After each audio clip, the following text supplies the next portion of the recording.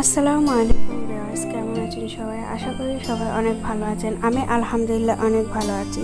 আজকে আমি আবার চলে এলাম নতুন একটা রেসিপি নিয়ে। সেটা হলো লাল শাকের ডাঁটা দিয়ে কিভাবে তরকারি রান্না করতে হয় সেটাই আজকে আপনাদের দেখিয়ে দেব। চলে আসুন প্রস্তুত প্রণালীটি দেখিয়ে দিই। প্রথমে আমাদের যা লাগবে, লাল শাকের ডাঁটাগুলোকে ভালো করে কেটে নিয়ে নেব। তারপর আমি রুই মাছ নিয়ে নেব। তারপর আমার যা লাগবে তা হলো পেঁয়াজ বাটা। তারপর আমি নিয়ে নেব রসুন বাটা। তারপর আমি নিয়ে নেব পরিমাণ মতো লবণ। তারপর আমার যা লাগবে কাঁচামরিচ 7 থেকে 8টা ছিঁড়ে নিয়ে নেব। তারপর আমার লাগবে হলুদ গুঁড়ো, মরিচ গুঁড়ো, ধনিয়া গুঁড়ো। তো চলে আসুন প্রস্তুত প্রণালীটি দেখিয়ে দিই। আমি এখানে 1.5 কাপ তেল নিয়ে নিলাম এবং তেলগুলো গরম হয়ে গেলে আমি সেখানে রসুন বাটা দিয়ে দেব 1.5 চা চামচ। রসুন বাটা দেওয়ার পর ভালো করে নেড়ে চেড়ে এগুলোকে ভাজতে হবে। বাদামি কালার হয়ে গেলে সেখানে আমি পেঁয়াজ বাটাগুলো দিয়ে দেব 2 কাপ পরিমাণ।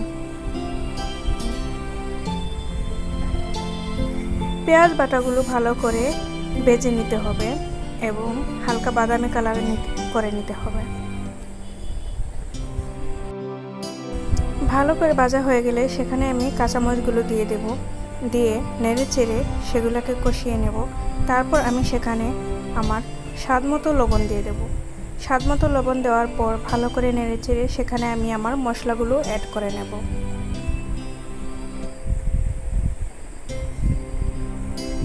মশলাগুলো অ্যাড করার পর ভালো করে নেড়ে চেড়ে সেখানে আমি কিছু পানি দিয়ে দেব এবং পানি দিয়ে ভালো করে কষিয়ে নেব।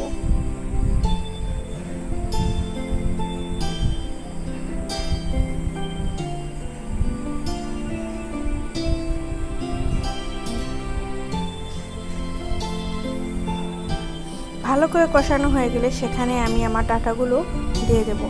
ডাঁটাগুলো দেওয়া হয়ে গেলে তারপর সেগুলোকে ভালো করে মিক্স করে নেব। মিক্স করে তারপর সেগুলোকে আরও 2-4 মিনিট কষিয়ে নেব।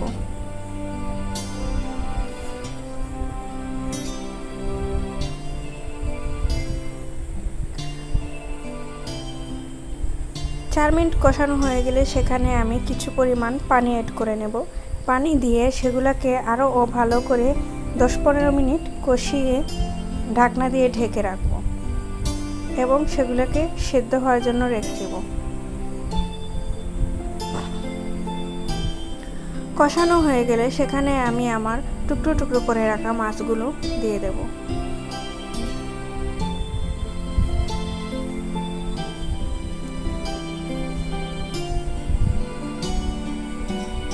মাছগুলো দেওয়ার পর ভালো করে নেড়ে চেড়ে সেগুলোকে মিক্স করে নিতে হবে। মিক্স করে সেগুলোকে 2-3 মিনিট আমি কষিয়ে রেখে দেব। আমার তরকারিগুলো কষানো হয়ে গেলে সেখানে আমি আমার পরিমাণ মতো পানি দিয়ে দেব। পানি দিয়ে ভালো করে নেড়ে চেড়ে সেগুলোকে আরও 10-15 মিনিট কষিয়ে নেব। এমনভাবে কষতে হবে যাতে সেগুলা একদম ভুনা হয়ে যায়।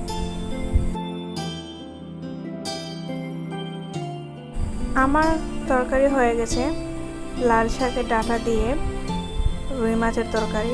দেখুন অল্প সময়ে খুব তাড়াতাড়ি এই রান্নাটা হয়ে গেছে এবং অনেক সুন্দর এবং অসাধারণ সুস্বাদু মজাদার খাবার এটা। আমার এই ভিডিওটি যদি আপনাদের ভালো লাগে অবশ্যই সাবস্ক্রাইব করবেন এবং বেল আইকনে চেপে দিবেন। আর অবশ্যই কমেন্ট করে জানিয়ে দেবেন কেমন হয়েছে আজকের এই রেসিপি। খুবই অসাধারণ এবং সুস্বাদু, কম সময়ের মধ্যে কম উপকরণ দিয়ে সেগুলোকে ইজিলি আপনারা বাসায় তৈরি করে নিতে পারেন। সবাই ভালো থাকবেন, সুস্থ থাকবেন এবং আমার এই চ্যানেলের পাশে থাকবেন। আসসালামু আলাইকুম।